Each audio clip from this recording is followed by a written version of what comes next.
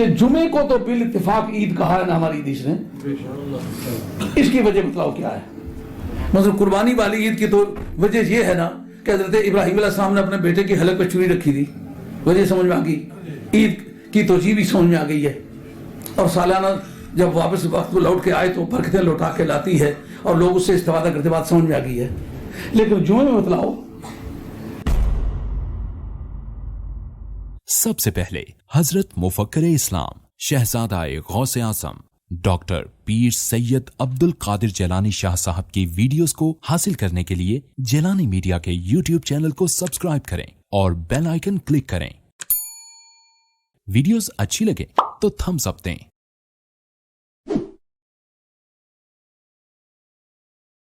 اور ایک بات جو ہمارے فقہا نے لکھی ہے وہ یہ ہے کہ جمعے کو تو بال اتفاق عید کہا ہے نا ہماری حدیث نے، اس کی وجہ بتلاؤ کیا ہے؟ مثلا قربانی والی عید کی تو وجہ یہ ہے نا کہ حضرت ابراہیم علیہ السلام نے اپنے بیٹے کی حلق پہ چوری رکھی تھی، وجہ سمجھ میں آ گئی، عید کی توجیہ بھی سمجھ میں آ گئی ہے، اور سالانہ جب واپس وقت کو لوٹ کے آئے تو برکتیں لوٹا کے لاتی ہے اور لوگ اس سے استفادہ کرتے، بات سمجھ میں آ گئی ہے۔ لیکن جمعے میں بتلاؤ جو حضرت عیسیٰ علیہ السلام نے دعا مانگی تھی تکون لنا عید الاولنا وآخر، اس کی بھی وجہ سمجھ آئی، کوئی انعام ہوا ہے نا، تو اس کا مطلب یہ ہے کہ عید ایک ایسا امر معلل ہے کہ جس کی تعلیل نعمت سے کی جایا کرتی ہے، بات سمجھ آئی نہیں آئی؟ یعنی عید ایک جے کمے نہ آیا جس نے پیچھے کوئی گل ہونی، جس کی وجہ تو خوشی منانے نہیں اجازت ہونی،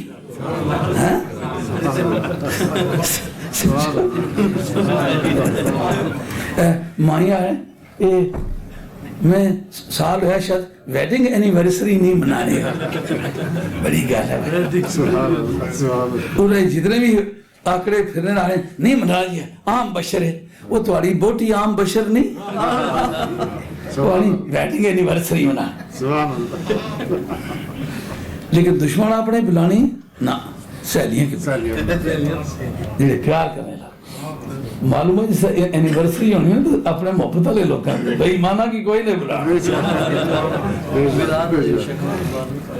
یہ تو سمجھ میں آ گئی ہے نا کہ جو عید ہے اس خوشی کی کوئی علت ملنی چاہیے، اگر کوئی اس کے پیچھے عید کوئی خوشی کی بات نہ ملے یا کوئی پروردگار عالم کی خواہ وہ بندے کی خوشی ہے خواہ وہ مولا کی خوشی ہے، حضرت ابراہیم علیہ السلام نے حلق پہ چھری رکھی تھی مگر مولا کی مرضی کا مسئلہ تھا نا،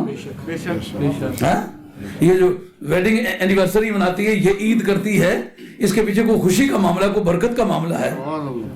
عیسیٰ علیہ السلام نے کہا آسمان سے پکے پکائے کھانے ملیں تو کونوا عید الاولنا وآخرنا، وہ ہمارے لیے عید بن جائے ہمارے پہلوں کے پچھلوں کے لیے، لیکن کوئی خوشی کی بات ہے نا تو جمعے والے دن کے متعلق بتاؤ کیا بات ایسی جس کی وجہ سے یہ عید ہے؟ یہ تو حدیث مرفوع سے ثابت ہے نا، یہ تو مسلمات شرع میں سے ہے نا کہ جمعے کا دن حدیث مرفوع سے ثابت ہے کہ عید ہے، اس کی وجہ سوچ کے بتلاؤ کہ کیا وجہ ہے؟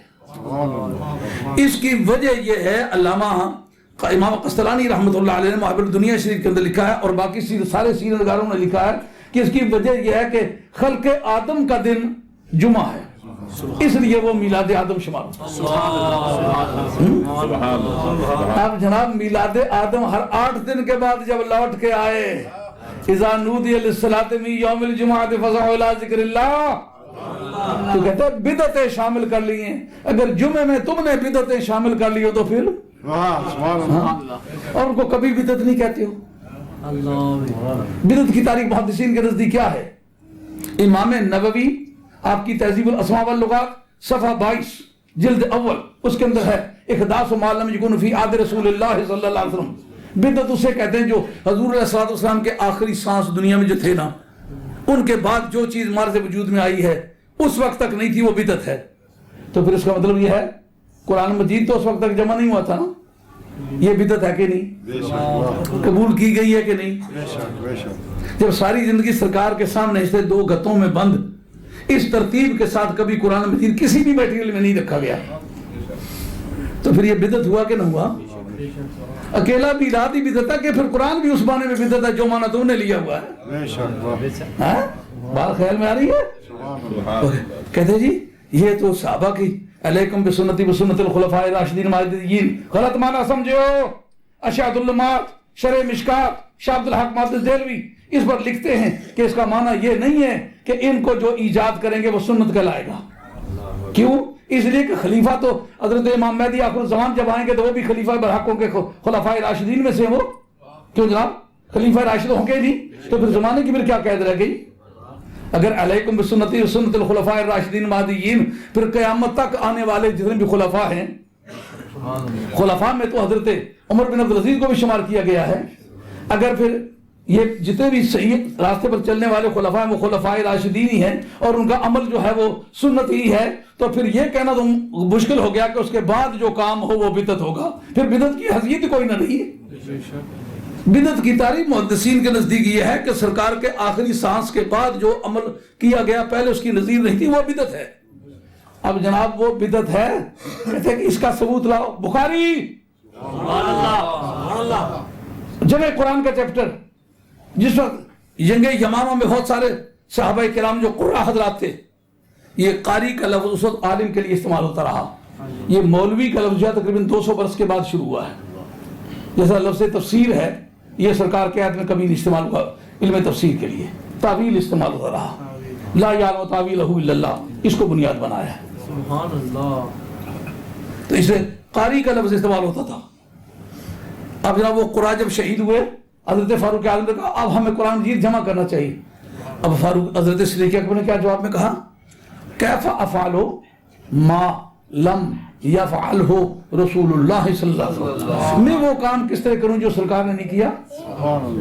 इसका मतलब ये वो इस बात को अपने आप को कॉम्पिटेंट नहीं समझते थे, कोई नया लाल लेट करें। बार बार वो दोहराते रहे, कहते और दोहराने के बाद जुमला क्या था? फी खैर, वल्लाह फी खैर, और इसमें खैर है, मसलहत है। मालूम है मसलहत भी एक इदारा है इस्लाम का। सुभान अल्लाह। जहालत को इख्तियार करे तो हम कहाँ रोक सकते हैं?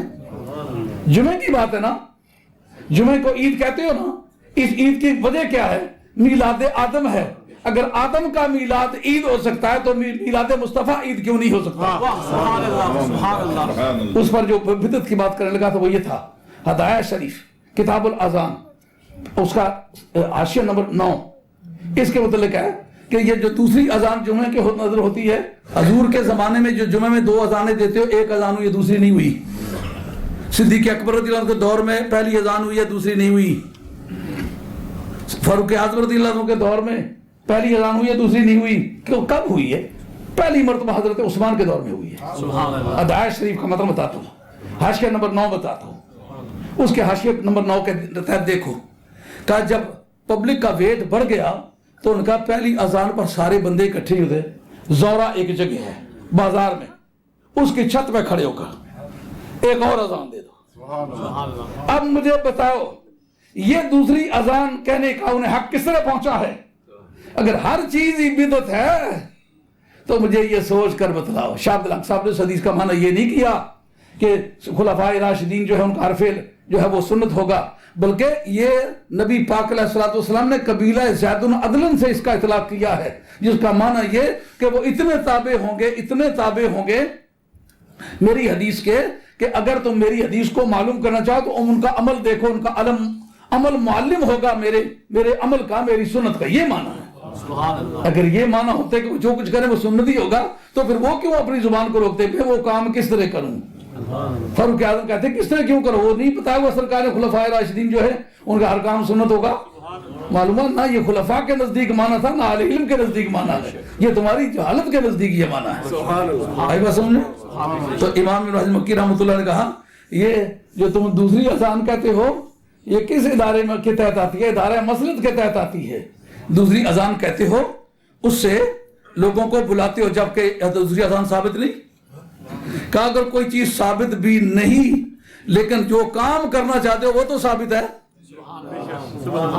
इसी तरह मीलाद मुस्तफा का जो मसला है ये अगर सरकार के दौर में न भी हुआ हो, क्या कीमती बात अल्लामा दुरकानी ने कही है।